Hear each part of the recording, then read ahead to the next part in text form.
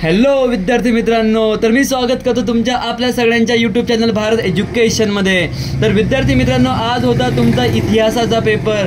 खूप छान पेपर होता विद्यार्थी मित्रांनो, पण मला वाटते की बरेचसे मुलं आज एका प्रश्नामध्ये फसले असतील, कारण तो प्रश्न त्यांना असा स्वाध्याय दिसलाच नाहीये। तर तो प्रश्न कोणता एक्झॅक्टली आपण तो पण बघणार आहेत।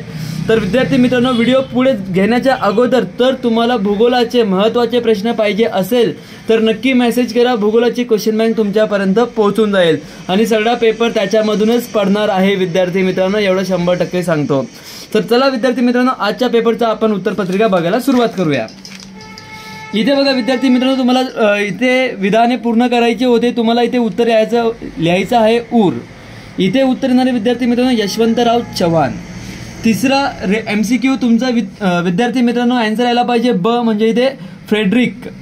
नंतर विद्यार्थी मित्रांनो, तुम्हाला चुकीची जोडी ओळखून पुन्हा लिहा। याच्यामध्ये बरेचसे मुलं मला वाटतंय की फसले असू शकतात। तर विद्यार्थी मित्रांनो, याचं पहिल्याचं उत्तर आहे फोर्थ वाला, एकच प्याला अण्णासाहेब किर्लोस्कर।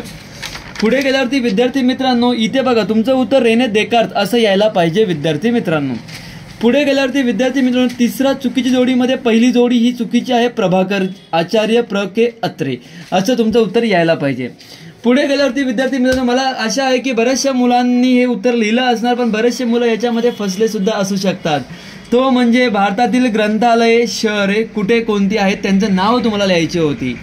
तर शहरे आणि ग्रंथालयाची नावे, कोलकातामध्ये राष्ट्रीय ग्रंथालय आहे, दिल्लीमध्ये दिल्ली पब्लिक लायब्ररी आहे, हैदराबादमध्ये स्टेट सेंट्रल लायब्ररी आहे, मुंबई डेव्हिड ससून लायब्ररी। अशा प्रकारे या लायब्ररी ह्या शहरांमध्ये आहेत विद्यार्थी मित्रांनो।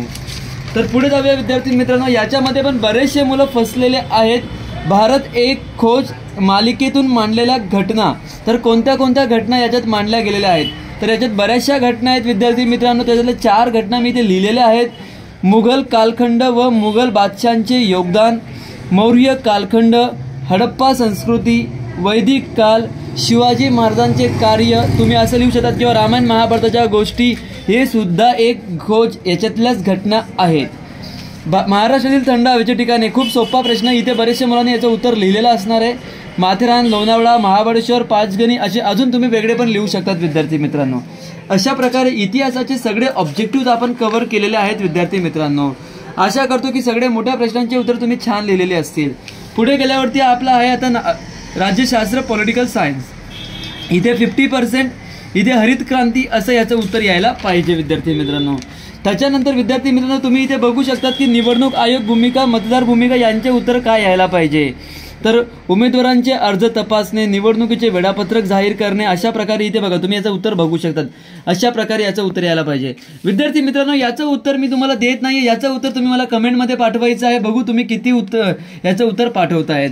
तर अशा प्रकारे इतिहासाचा पेपर आपला तयार झालेला आहे विद्यार्थी मित्रांनो उत्तरासोबत। विद्यार्थी मित्रांनो, जर तुम्हाला भूगोलाचे इम्पॉर्टन्स पाहिजे असणार तर नक्की मेसेज करा। चला भेटूया आपण पुढच्या पेपरसाठी, आणि तुम्हाला शेवटच्या पेपरसाठी माझ्याकडून all the best. Thank you so much विद्यार्थी।